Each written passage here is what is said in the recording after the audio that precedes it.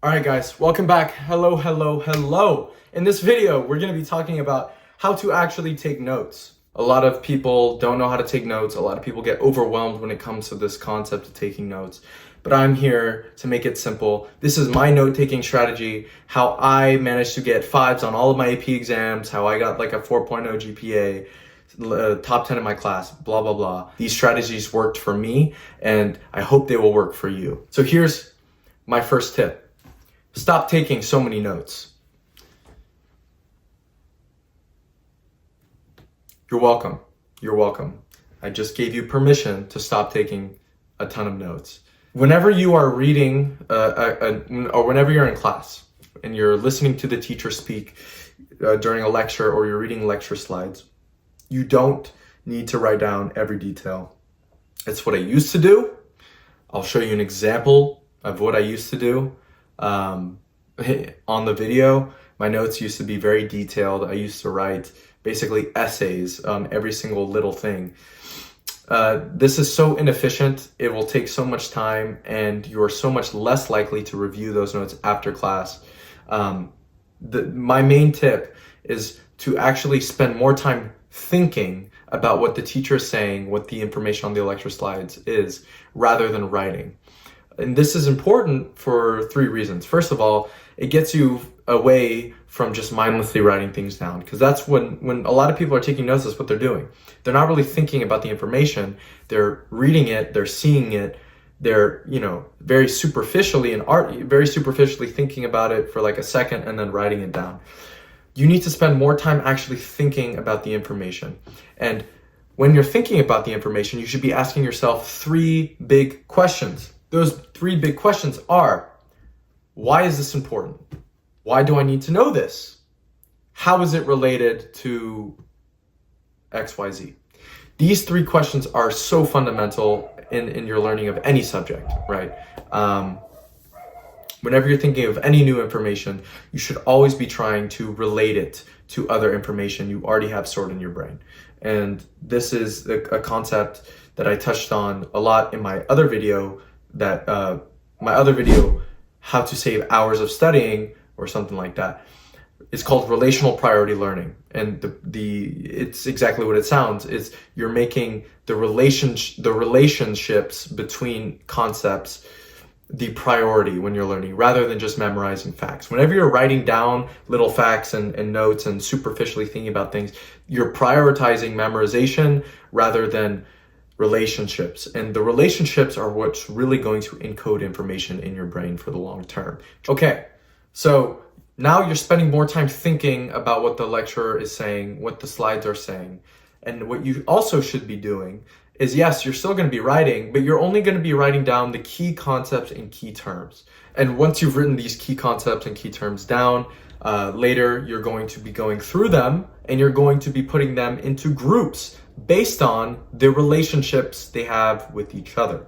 So again, after class, after you listen to the lecturer, after you listen to the slides, and you have your list of keywords and concepts, you're going to create groups.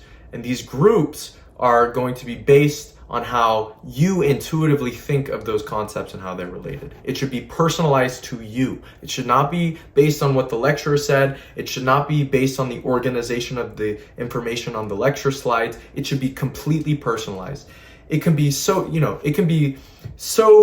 idiosyncratic and unique to you that it would not make sense to anybody else. In fact, if that's the case, those are the best notes, right? Those are the best, because you're thinking about it in a way that makes sense to you. It's going to allow you to store it long term. Think about it this way.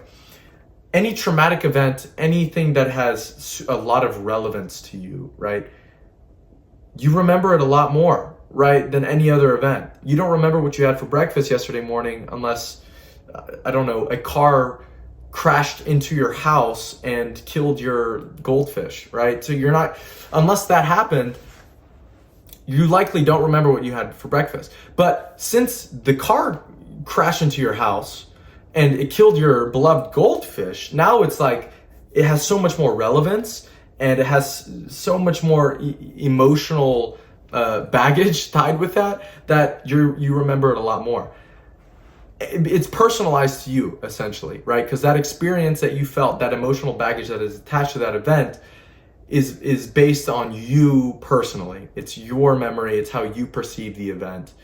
So it's not going to be the same for anyone else. It's the same way with learning. You want things to be personalized. I'm not saying you want to, have a tragic event happen every time you learn a new concept. That will probably help you remember the concepts a lot better. But the point is to make it personalized to your thinking and make it relevant for yourself by drawing it in a certain way or adding a certain symbol that only makes sense to you. Second of all, stop taking linear notes. And by this, I mean writing from left to right, lines and lines and lines of just gibberish, right?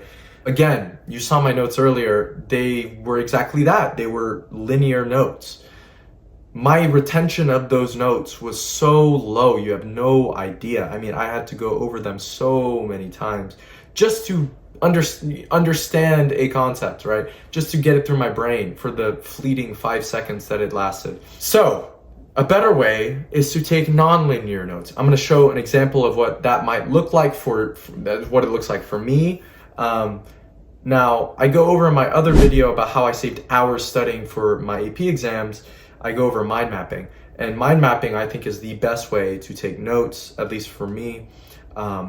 It's non-linear by definition, but it's a bit different. It takes a lot more thinking, and so whenever I'm mind mapping, I typically do that outside of class. I'm not doing it when I'm in class. But when you're in class, you can take non-linear notes, and you can sort of do like a mini mind map that is not perfect, but it'll do, right? And it allows you to create connections that you can make in the moment. But then afterwards, you're gonna go after class, you're gonna think about the notes that you have, you're gonna think about the connections, and then you're going to actually create a mind map, which is usually less detailed than the notes you have in class, more intuitive, more illustrations, things like that. But I'm not gonna go into mind mapping. I'm just gonna show you an example of what non-linear notes would look like for me. And as you can see, there's just a lot less writing. It's just a lot easier, a lot simpler. And that's the key with notes. You want them simple, you want them easy, you want them relatively nice to look at so that you actually will review them later. And again, relationships, relationships, relationships. Think about why information is relevant. Think of why the important concepts are important, how they are related to other concepts, why you even have to know them in the first place. Like, what's the point? Why am I learning about the American Revolution in American history? That's pretty obvious, right? I hope. But that's sort of the thinking you need to be doing whenever you're putting things down on a page.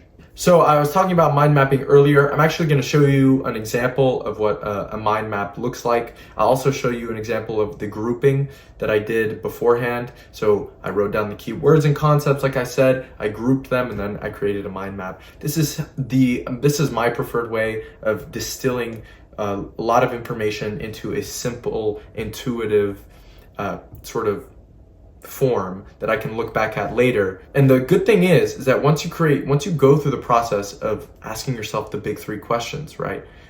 Asking or creating those relationships, you're not gonna forget as much. You're going to remember more of it. You'll be doing practice questions. You'll be like, oh yeah, I remember this. Try it out. Your note taking will take a lot less time. It won't be as stressful. Your wrists might go down a couple sizes because it's going to atrophy based on how few notes you're taking, right? Because I know your wrist is probably way too thick because you've been taking too many notes. And let me know how it is. And again, you can use my examples as templates sort of to go off of. I hope you relate to the fact that note taking is a bitch and it's not the best. It's kind of boring. It's kind of stressful sometimes because you're having to write down everything. So I hope this de-stresses everything. Again, go watch my video on how I saved hours studying because that'll shed a lot of light onto how I think about taking notes. And yeah, all right guys, thank you for tuning in. Peace out.